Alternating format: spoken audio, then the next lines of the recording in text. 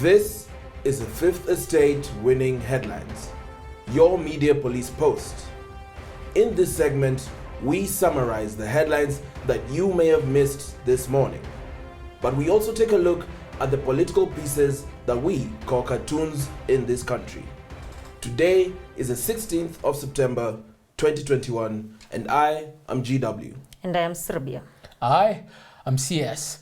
In the headlines, in case you missed them this morning, Daily Nation, for Rio loot, sports minister faces jail. In the Standard, bishops dash to save last of Uhuru RUTO ties. In the Star, Raila Mount Kenya game plan jolts Oka chiefs. In the People Daily, why efforts to reconcile Uhuru RUTO have failed. Let us begin. Yesterday, this panel took some time to explore Raila Odinga's Azimio la Umoja, Declaration of Unity. We asserted that, in a sense, we recognize that declaration as a resounding clarion call for the spirit of our times, our zeitgeist. A time when those who genuinely believe in Project Kenya are engaged in positively contributing to dialogue on how to bring together our multitude of ethnic tribes and nations into one whole, some symbiotic unitary state. Kenya as a community of nations, embracing our respective ethnicities while also asserting our unity as one Kenyan nation. We asserted that Raila Odinga is the leader for the season we are presently in. That said, many people may ask, why should we trust Raila Odinga to be the torchbearer? How can we know that Azimio la Umoja isn't simply another election time slogan? We observe as follows. Okay. There are politicians and there are statesmen. All statesmen are politicians because politics is the science of government. But not all politicians are statesmen. Yes. Because politics, like science, can be devoid of morality and principles. Politics, like science, can be weaponized and used as a tool for repression. Many politicians understand the science, but they weaponize it. Raila Odinga, however, is more than a politician. He is a statesman. And we assert as much because history bears witness to this. The son of Jaramogi is like his father before him. History records that the colonial government initially offered Jaramogi Oginga Odinga the post of first prime minister when Kenya got Madaraka. Jaramogi, however, turned this offer down, arguing the post should be given to Jomo Kenyatta, who was still detained in Maralal at the time. Jaramogi insisted to the Mzungu that Jomo Kenyatta was more befitting of the burden of premiership, partly because Jaramogi respected and revered Jomo Kenyatta. Jomo Kenyatta is the father of the African nationalism and the African national movement in this country. But surely you're all rather more advanced than he is in your thinking about politics. Wouldn't he embarrass you if he was really let go now? We cannot in any sense be more advanced than our teacher and master, whom I think is much more advanced in political outlook in this country than we are. We are still just in the stages of learning politics from him. But he also recognized the bloodshed and sacrifices that Gema and the Mau Mau had made in the struggle for independence. As a statesman, Jaramogi was mindful of the greater good. But what does this have to do with Raila?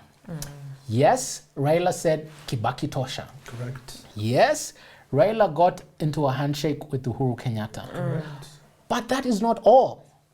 Former Vice President Uncle Mudi Awori revealed in his autobiography, Riding on a Tiger, that after Kibaki won in 2002, he called Raila for a secret meeting. Kibaki recognized the important role that Raila had played. Even though the vice presidency was meant to go to the late Michael Kijana Wamalwa, Kibaki was willing to offer it to Raila. But Raila turned it down. Raila, as a matter of principle, did not want to shortchange Michael Kijana Wamalwa. But Raila also recognized the role of the Luhya community. They were the community with the greatest voter turnout percentage-wise at 75%. This was greater than Kibaki's national total percentage of 61%, or even his Nyanza percentage of 59%.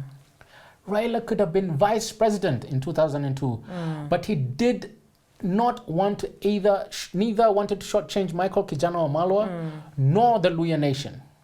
There you have it. Raila Odinga, like his father, put the interests of country before his own, while also recognizing the contributions of another community in the interest of Kenya as a whole. So when Raila Odinga says Azimio la Umoja, I can believe him because he is a statesman. History bears witness to this. And we can only suppose that this is what Uhuru Kenyatta, being a statesman himself, has in time come to recognize in Raila Odinga. Indeed, indeed. Ukweli ni ukweli na injili ni injili.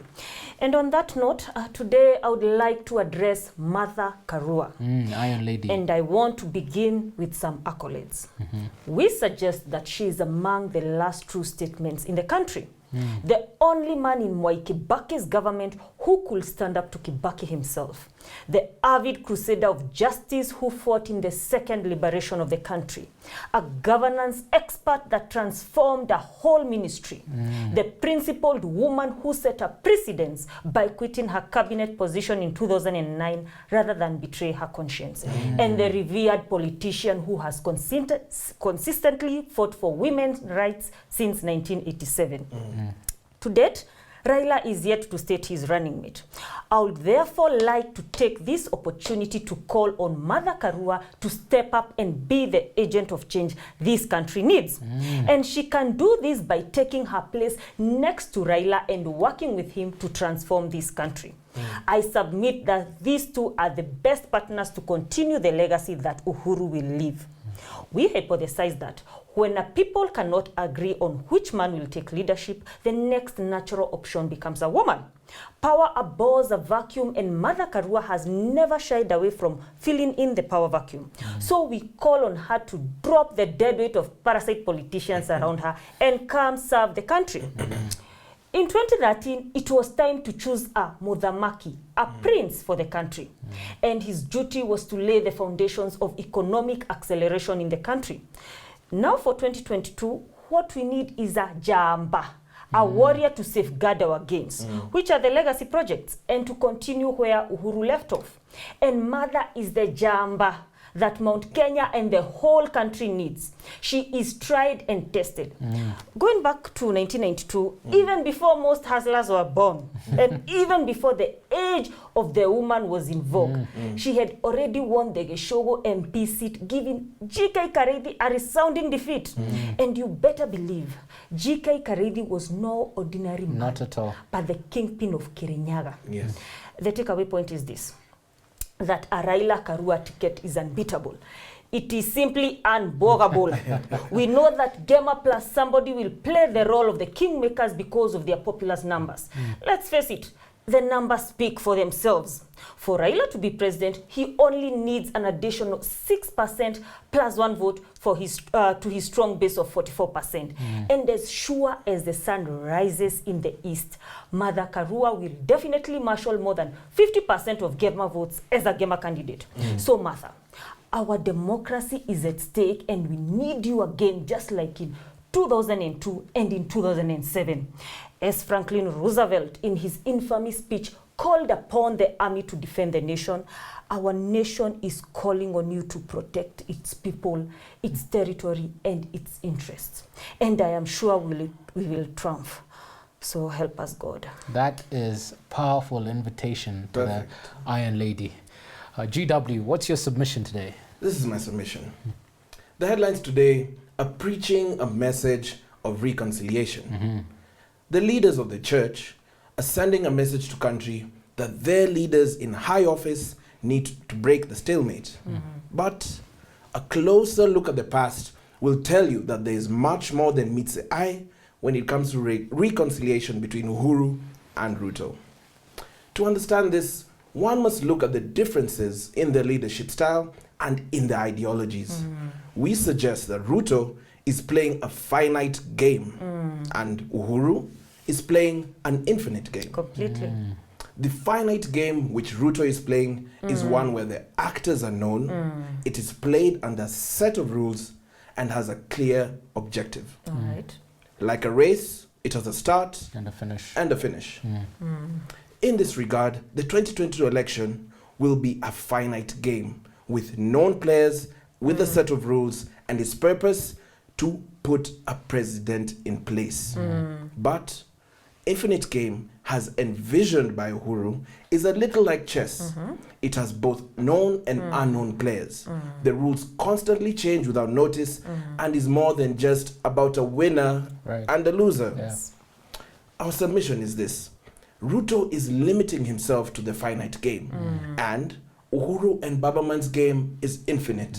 True. RUTO wants to play the king and the kingmaker at his convenience. A statesman thinks in terms of future generations, but a politician thinks in terms of the next election. RUTO has chosen to go against the grain and create his own ideology just to win the race. This bottoms-up model that he's peddling is supposed to cure all the problems faced by the poor and the disadvantaged. Really, we're in a reality where the issues affecting our nation span across a myriad of social inequalities. Yes. A better way of understanding this finite and infinite difference is through a story of Alan Turing. When World War II broke out in Europe, Alan Turing was working with the Allies at the British headquarters just to crack the Germans' complex code. Right. With Turing's expertise, the Allies cracked the codes and helped predict the German strategy in the field, the sky, and the sea. His actions served to shorten the war by many years and save countless lives. Ultimately, this is what we're saying. Turing's legacy changed the course of history. He was playing the infinite game. This is why we submit that the differences between Uhuru and RUTO at this point in time are beyond reconciliation. To understand Uhuru, one must look beyond the obvious. In war and strategy, to know your enemy is a game of intelligence. Yes. It is less about the army you're facing and more about the mind of the person running it and how it works. Well said. It is about picking up the signals and sending them to their innermost thoughts and intentions. Very well said. I That's a agree. very powerful submission. Now, with that said, we have a three-part criteria that we use to judge the headlines. We ask ourselves three questions. Is the headline topical or speculative, repetitive or groundbreaking, thoughtful or just plain lazy? And now, just to quickly remind you of the headlines. In the Daily Nation, for Rio Loot, sports minister faces jail time. In the Standard, Bishops dash to save last of Uhuru Ruto ties. And in the Star, Raila Mount Kenya game plan jolts Oka Chiefs. In the People Daily, why efforts to reconcile Uhuru Ruto have failed. Before we even continue, we would like to call out the big media houses for lack of critical thinking. I couldn't agree more because in the Star is repetitive. The Daily Nation doesn't have its pulse on the nation, and the Standard misses the context of what is in question. And on that note, for me, I feel the People Daily captures it somewhat to an extent. Yes. Because we're talking about two visions of leadership. What do you guys think? Well, I support the People's Daily because these two ultimately were bound to divorce. You see, they have different visions for the country. One vision spells doom, the other vision spells prosperity for the nation. So we can guess to whom each belongs. I couldn't have said it better myself. Reconciliation is a no-go zone at this point. Yeah, and it's not that we are not pacifists. They can have tea and agree to disagree, but at the end of the day, it is about what these leaders represent and who they represent. So it's not just about them as individuals. This is about country. And now for our final thought. But before that, brief look at the books we've looked at this week. On Tuesday, we looked at Manufacturing Consent, co-authored by Noam Chomsky. Yesterday, we looked at The Shock Doctrine, Rise of Disaster Capitalism by Naomi Klein. And today, we are looking at the spirit level. What is our analysis for today's book? So in this book, The Spirit Level, the authors Richard Wilkinson and Kate Pickett strive to answer the question, why is inequality so bad? The authors suggest that people in highly unequal societies go without food and shelter. Right. In the meantime, the lucky few are just splurging and adorned in expensive jewelry, driving the sleekest cars. This violates people's sense of justice because it's unequal.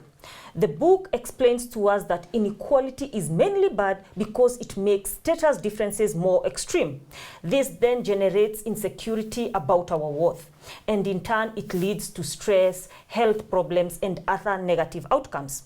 And before I go on, it's worthy to note that this book is actually based on 30 years of research. The authors note that inequality leads to anxiety. This in turn leads to many negative habits. These habits are usually the mechanisms people adopt to help them cope with the stress. So think of smoking, drug use, overeating, retail therapy, or even engaging in violent behavior. These actions in turn lead to dire consequences like imprisonment, teenage pregnancies, illnesses, etc. And why? Because the marginalized poor need to reassure themselves of their place in the worthiness hierarchy. The authors conclude the book by telling us that we can do something about this inequality and change the lives of millions. They explain that inequalities of the societies are not natural, but socially and politically constructed. That means that change is possible. And if I may draw a parallel to Kenya, the remedy for the inequality here in the country was BBI. Most people in the country had been alienated by the political and economic system since independence. The BBI was set to not only bring inclusivity, but place a sustainable growth model to benefit future generations. Indeed. And by doing this, wouldn't we be improving the conditions of the less fortunate? Right.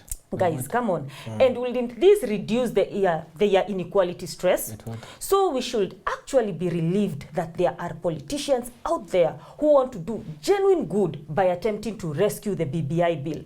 And it's never too late to set things right. Yeah, and as I've said many times, BBI was more than a document. GW, what do you have to say about this book? When I was reading this book, I was drawn to the way in which it undermines the myth of modern social policy, that inequality is good for us.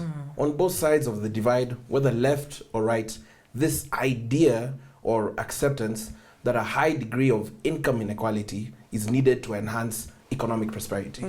When the fact is, reducing inequality leads to a much better society. It does, yeah. It is not the difference between the rich and the rest of the society. It's about how society operates and treats each other in relation to their relative wealth gap. The question then is, how will we get to a level where people believe greater inequality is actually attainable? The comparisons made in this book are of existing societies, places that we all know of, not some fictional utopias. Right. It is unfortunate that the differences in social status have found ways to get underneath our skin. We end up judging ourselves in relation to social status within an unequal society. The competition for status, wealth, security, that's what takes center stage. To be seen and to be judged is the currency that falls under these social stereotypes. Our quest for material prosperity is what has birthed this inequality that is suffering us. Fortunately, we have now actually reached a point where the quality of life has improved drastically, and now we must focus more on our social relations. How do we treat each other? You know, these are things that cannot be fixed by policy alone. In the end, it doesn't really matter what you have, but what you will have left behind and what you have done. Indeed, I agree, and I will submit as follows. You know, The Spirit Animal is another opportune text at a time when Kenya is deep in debate about equity, equality, proportional representation, resource allocation, and fairness. And that's why Serbia submitted about the BBI. And I'm always happy when people talk BBI, Manenos. It is a book about how a people can make substantial improvements in the quality of life for the vast majority of the population, and how this can make society as a whole stronger, as GW submitted. It is a book about how we are only as strong as our weakest link. But the book also takes the view that substantial improvements can only be achieved when most people change the way they see the societies they live in. The authors argue that what is required is a transformation of our societies, and that this transformation will not be advanced by a departure from peaceful methods, but it will also not be achieved by tinkering with minor policy options. They further argue that a social movement for greater equality needs a sustained sense of direction, combined with an overarching view of how we can achieve the necessary economic and social changes. The book proposes that the key is to map out ways in which the new society can begin to grow within and alongside the institutions it may gradually marginalize and replace. What is being described is essentially an evolutionary process, not one big revolution, but a continuous stream of progressive, significant changes in a consistent direction. The more I studied this book, the more apparent it was that in the Kenyan context, the foundation for this evolutionary process of social transformation has been established by His Excellency Uhuru Kenyatta. His 4-point legacy framework has put in place the key pillars for fortifying our society and has set in motion an agenda for positive and progressive transformation, so long as the instruments for navigating MV Kenya are handed over to the right captain who will not capsize the vessel.